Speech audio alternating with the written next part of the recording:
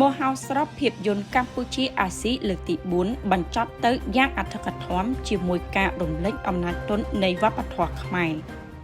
បើគណៈនៃសន្សំជាមួយធនាគារ ARDB ដើម្បីប្រើប្រាស់សេវាធនាគារដែលនៅជាមួយអ្នកគ្រប់ពេល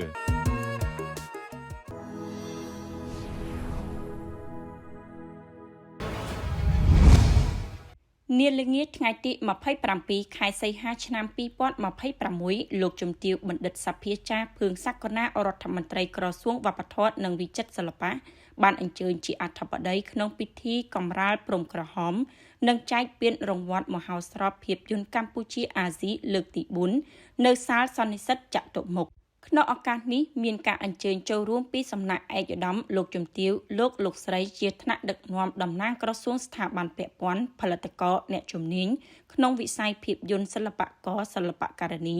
ជាតារាសម្ដែងជាតិអន្តរជាតិប្រមាណ600នាក់ថ្លែងក្នុងឱកាសនោះលោកជំទាវបណ្ឌិតសភាចាររដ្ឋមន្ត្រីបានលើកឡើងថាចាប់តាំងពីចាប់បដិសន្ធិនាឆ្នាំ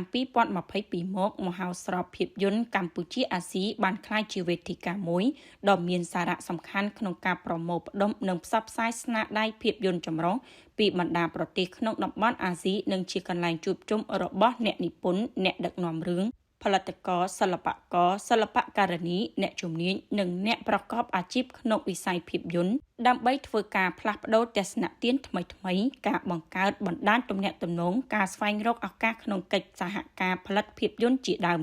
លើពីនេះមហោស្រពភាពយន្តកម្ពុជាអាស៊ីក៏បានរៀបចំនូវកិច្ចពិភាក្សាស៊ីជម្រៅក្នុងការអភិវឌ្ឍឧស្សាហកម្មភាពយន្តដែលជាកម្មវិធីដ៏មានសារៈសំខាន់ក្នុងការចែករំលែកចំណេះដឹងបទពិសោធន៍និងយុទ្ធសាស្ត្រតាមរយៈការពិភាក្សាអំពីបញ្ហាប្រឈមនិងឱកាសនានាព្រមទាំងស្វែងរកយន្តការថ្មីៗ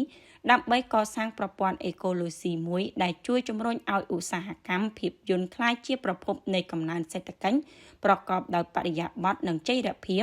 ដោយរក្សាបាននូវអត្តសញ្ញាណរបស់ជាតិលោកជំទាវបានបន្តថាក្រោមការដឹកនាំប្រកបដោយគតិបណ្ឌិតរបស់សម្ដេចមហាបវរធិបតីហ៊ុនម៉ាណែតនាយករដ្ឋមន្ត្រីរាជរដ្ឋាភិបាលកម្ពុជាបានបង្កើតក្រុមការងារអន្តរក្រសួងដើម្បីសម្របសម្រួលនិងគាំទ្រវិស័យទេសចរភាពយន្តនៅកម្ពុជាដោយបានចាត់ទុកទេសចរភាពយន្តជាទម្រង់ទេសចរបែបច្នៃប្រឌិតថ្មីមួយដែលកំពុងដើរតួនាទីយ៉ាងសំខាន់ក្នុងសេដ្ឋកិច្ចសកលអំណាចទន់នៃសិល្បៈភាពយន្តមិនត្រឹមតែផ្ដល់នូវការកម្សាន្តប៉ុណ្ណោះទេ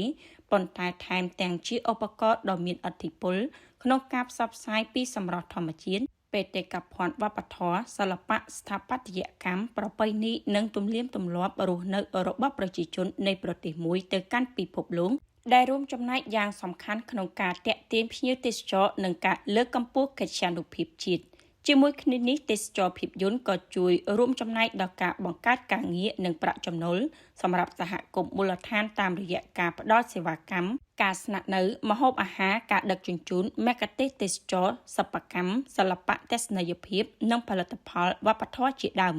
ការរៀបចំមហោស្រពភាពយន្តកម្ពុជាអាស៊ីគឺជាកិច្ចសហការដោយគណៈកម្មការរៀបចំមហោស្រពកម្ពុជាអាស៊ីមានមូលដ្ឋាននៅប្រទេសនិងនាយកដ្ឋានសិល្បៈភាពយន្តនិងការផ្សព្វផ្សាយវប្បធម៌ក្រោមការគាំទ្រដោយក្រសួងវប្បធម៌និងវិចិត្រសិល្បៈ